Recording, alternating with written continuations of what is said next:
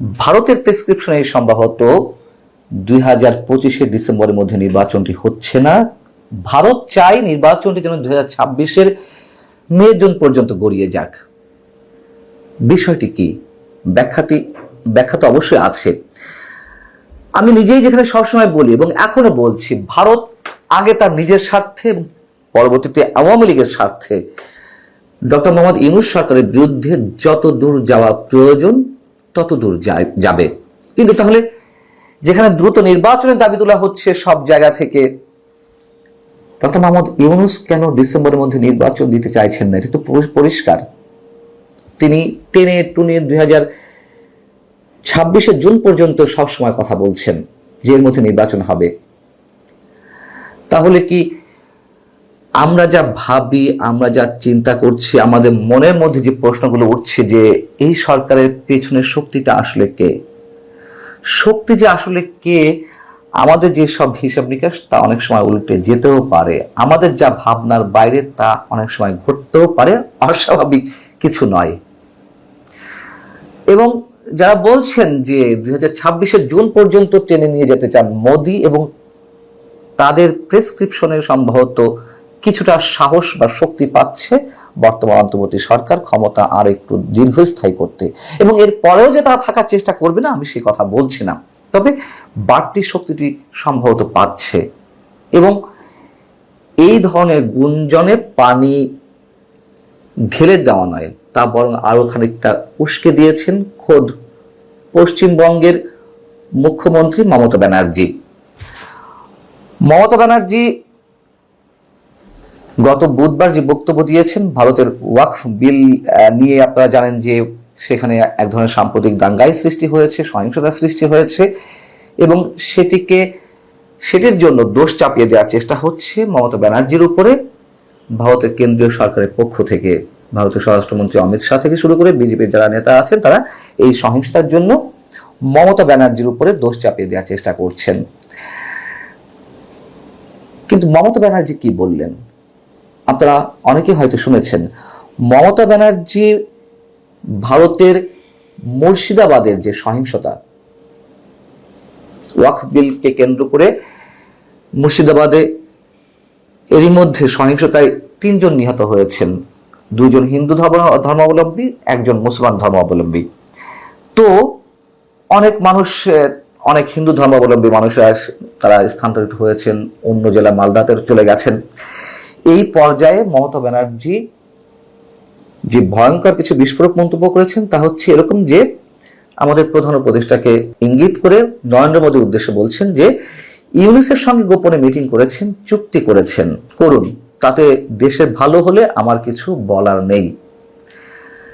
এবং তিনি একথাও বলছেন নরেন্দ্র মোদীর উদ্দেশ্যে, বাংলাদেশের পরিস্থিতি জানেন না, এত তাড়াহুড়ো কি ছিল, পশ্চিমবঙ্গ বাংলাদেশের সীমান্ত লাগোয়া রাজ্য, এবং আমরা আসলেই সত্যি জানি না ডক্টর মোহাম্মদ ইউনূসের সঙ্গে নরেন্দ্র মোদীর গোপন কোনো কথা হয়েছে কিনা, ভারতের প্রধানমন্ত্রী তিনি বিশেষ কোনো বার্তা আমাদের প্রধান উপদেষ্টাকে দিয়েছেন কিনা যে নির্বাচনে এই বছর না করলেও সমস্যা নেই, আগামী বছর টেনে নিয়ে যান, আমরা জানি না।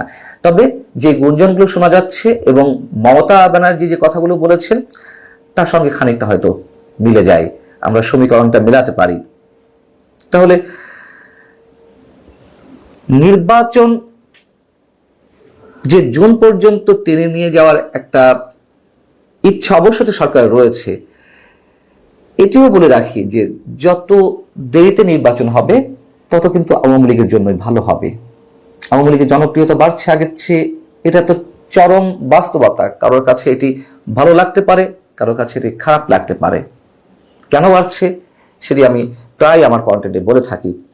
তো মাঝখান থেকে কি হবে? বিএনপির কপাল পুড়ছে, দিন যত যাবে আবার বিএনপি জনপ্রিয়তা নষ্ট হবে। চারিদিকে যে চাঁদাবাজি চলছে, সন্ত্রাসী কর্মকাণ্ড চলছে, সহিংসতার মতন ঘটনাও ঘটছে, অভ্যন্তরীণ যে সংঘর্ষগুলো চলছে, তাতে বিএনপির জনপ্রিয়তা হ্রাস পাচ্ছে। এবং বিএনপি হয়তো চেষ্টা করছে দ্রুত নির্বাচনের, কিন্তু তারা পারছে না। কেন পারছে না, কোথায় তাদের দুর্বলতা, এই প্রশ্নটি আমি সবসময় তুলছি। তো পশ্চিমবঙ্গের মুর্শিদাবাদে ওয়াকফ বিলকে কেন্দ্র করে যে সহিংসতা ঘটনা ঘটলো, এটিও যে পরিকল্পিত সেটাও মমতা ব্যানার্জি উল্লেখ করছেন। এবং শুধু মমতা ব্যানার্জি নয়, আন্তর্জাতিক গণমাধ্যম বিবিসি বাংলাতে যে অনুসন্ধান উঠে এসেছে সেটিও তা প্রমাণ করছে। তার কারণ মুর্শিদাবাদের যে গ্রামাঞ্চলে সাম্প্রদায়িক সহিংসতার ঘটনা ঘটল, বিবিসির পক্ষ থেকে বলা হচ্ছে যে এর আগে এই ধরনের গ্রামে বা গ্রামাঞ্চল পর্যায়ে সাম্প্রদায়িক সংঘর্ষের ঘটনা ঘটেনি, সাম্প্রদায়িক দাঙ্গার ঘটনা ঘটেনি। যা কিছু ঘটেছে এর আগে তা শহরাঞ্চল অথবা শহর লাগোয়া কোনো অঞ্চলে, এবার কেন গ্রামাঞ্চলে এটি ঘটল।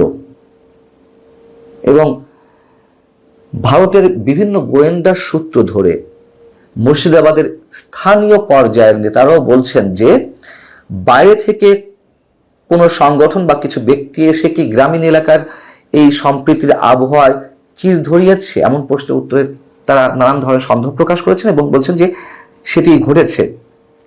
এবং ওই যে বলছিলাম যে কেন 2026-এর জুন পর্যন্ত টেনে নিয়ে যেতে চান নরেন্দ্র মোদী বাংলাদেশের নির্বাচনটিকে।